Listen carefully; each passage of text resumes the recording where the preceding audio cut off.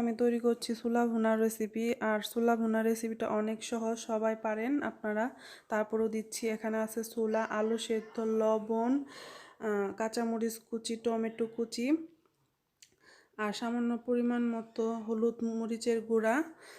এখন আমি রান্নায় চলে যাচ্ছি। একটা কড়াই নিয়ে সেখানে তেল, কিছু পেঁয়াজ কুচি, কিছু পেঁয়াজ বাটা, রসুন বাটা, সামান্য পরিমাণে আদা বাটা দিয়ে এগুলোকে আমি নেড়েচেড়ে একত্রে মিশিয়ে নিব। এখানে আমি পেঁয়াজটাকে লাল করে ভাজবো না।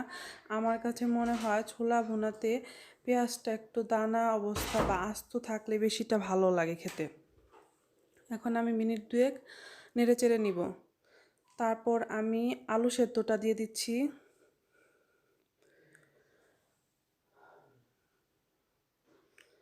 তারপর আমার সেদ্ধ করা ছোলাটা দিয়ে দিচ্ছি। এখানে একটা টমেটো কুচি করে নিয়েছিলাম, সেটা দিয়ে দিলাম। তারপর হলুদের গুঁড়া, মরিচের গুঁড়া আপনারা আপনাদের পরিমাণ মতো দিয়ে দিবেন, জিরার গুঁড়া, লবণ পরিমাণ মতো, কাঁচামরিচ কুচি আর 2টা শুকনা মরিচ আমি বুটা ছেড়ে দিয়ে দিয়েছি। এখন সবগুলো নেড়েচেড়ে একসঙ্গে মিশিয়ে নিব।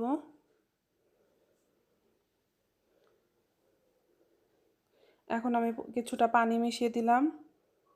পানি মিশিয়ে দিয়ে এটাকে আমি রান্না করব 10-12 মিনিট। রান্না করার পর পানি যখন শুকিয়ে আসবে তখন আমি ভালো করে নেড়ে চেড়ে রান্না করে নেব।